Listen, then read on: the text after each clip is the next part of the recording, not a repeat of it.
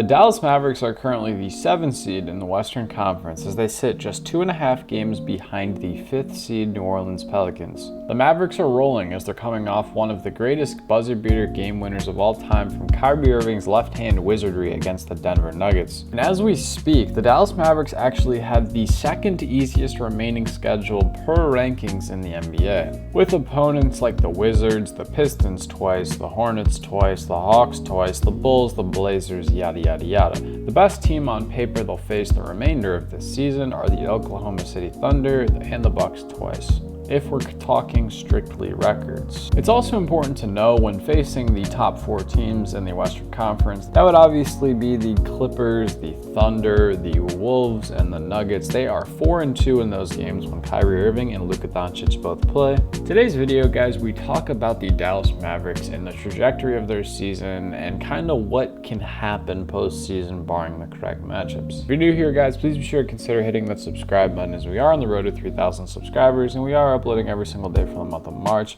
Without further ado, let's just waste no more time and get straight into this, talking about the main thing, Luka Dončić. Kick it way back a couple months ago, the beginning of this season, I said if the Dallas Mavericks can secure a top 4 seed in the Western Conference, then Luka Dončić would be the runaway MVP winner.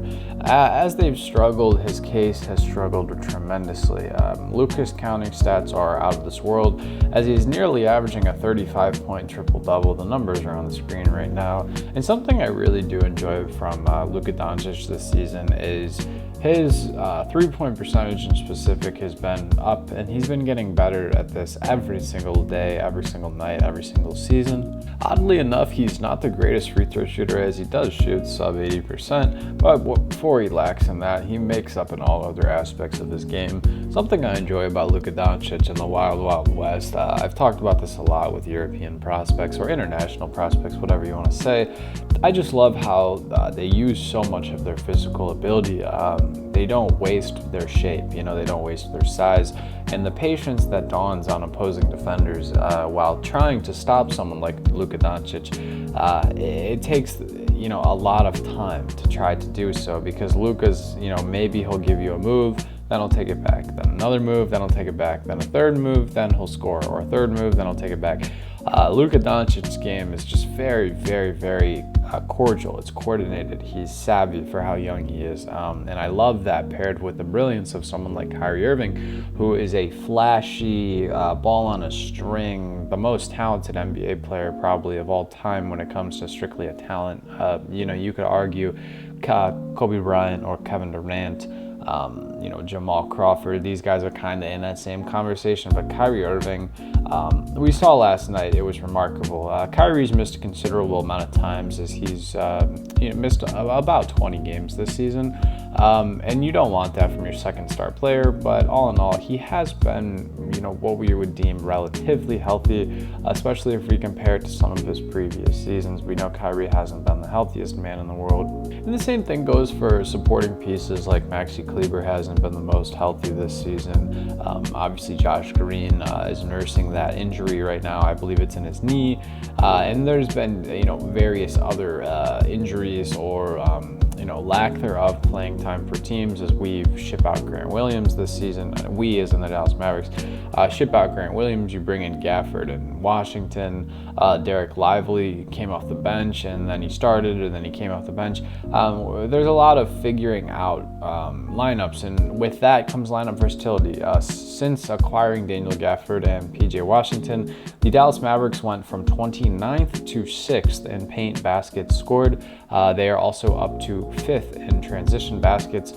They're doing a great job getting out and running, and it makes a lot of sense. Luka Dončić is a great outlet passer. Kyrie, Tim Hardaway, PJ, Derek Jones, Derek Lively, all these guys very, very fast. Dante Exum has been a very pleasant surprise for this team. Kind of, reviving his NBA career as a great three-point shooter. We often talk about these guys who are, efficient three-point shooters needing to be surrounding the guys like Luka Dončić, LeBron James, Giannis, even back when he was looking good, Ben Simmons. We often see that, and they did a great job of just doing exactly that, surrounding them with great, three-point percentage shooters. PJ Washington has not looked very great from downtown since the acquisition. And Maxi Kleber has not looked that great this season from downtown. Aside from that, though, you definitely are excited that Dante Exum is shooting 47% and Kyrie is shooting almost 42% and Josh Green is shooting 40%. Markieff Morris is shooting 37.5% from downtown. All in all, this Mavericks team, the one thing that I feel will pose a issue to them in the Western Conference is their lack of experience at the forward or big position. Just the front court in general. I'm not talking about small forward. I just say, Maxi Kleber is a very, very underrated defender. I think he's going to see a lot of play time come the postseason. But PJ Washington, he hasn't really seen much of that. Obviously, his entire career has been in Charlotte. We haven't seen that from him. Dwight Powell, obviously, he has some playoff experience, but he's in and out of the lineup and getting played off the court sometimes.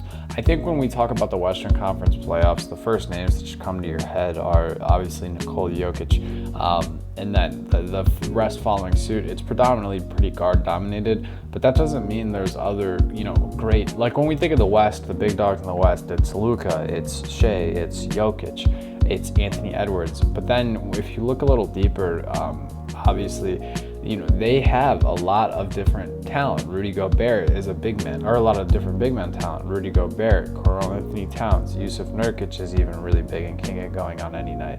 The Clippers don't have the greatest center, but the Pelicans, they have Zion, they have Jonas. The Kings, they have Domantas Sabonis, one of the most underrated bigs in the NBA. The Lakers, they have Anthony Davis and LeBron James. You need someone who is flexible and talented enough and, quick enough vertically and laterally to be able to, match the spacing on the floor whilst also providing good defense. And Derek Lively has been brilliant for them. The other night against Nikola Jokic, while he was guarding Jokic, he was 2 for 8. I definitely haven't seen someone get held, I haven't seen someone hold, Nikola Jokic to that low of points in a long time. A long time, just from that efficiency standpoint. Obviously, sometimes you see Jokic just go out there and he doesn't make the shots he normally does. But we definitely saw Derek do a great job at that. I mean, he clearly is a lock for rookie defensive teams. The problem is, outside of Daniel Gafford, their bigs, they kind of average a decent deal of turnovers a night. And that's not something you really look forward to seeing in your bigs if they're not quick enough to make decisions like the Sabonises, like the Jokic's, like Yusuf Nurkic. These guys are just more savvy, and I think ultimately that's going to be the Achilles heel in this Dallas Mavericks team. Do I think they can win the NBA championship? I don't think this is their year. Really, I don't think this is anyone's year other than the Celtics or the Nuggets. I think they're such in a tier of their own. The Clippers, they don't look that great right now, though. You could maybe beat the Clippers, and then the Thunder have been very consistent this year. But if the Wolves, if Cat's still hurt, you could beat the Wolves as well. And then it's just, can you beat the Nuggets in a 7-game series? That's a task no one in the West has been able to do for some time now. So you got to get over that hump. I predict the Dallas Mavericks can actually make it past the semifinals, maybe even make the Western Conference Finals, especially if things aren't looking up from the injury standpoint for a team like the Minnesota Timberwolves.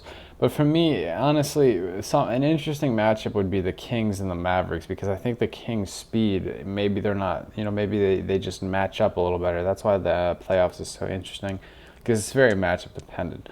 But what do you guys think? What do you make of this video? Are the Dallas Mavericks real contenders or not? Let me know if you made it this far. I appreciate it as always. Hope you have a great rest of your day. Stay happy, healthy, and blessed. Peace.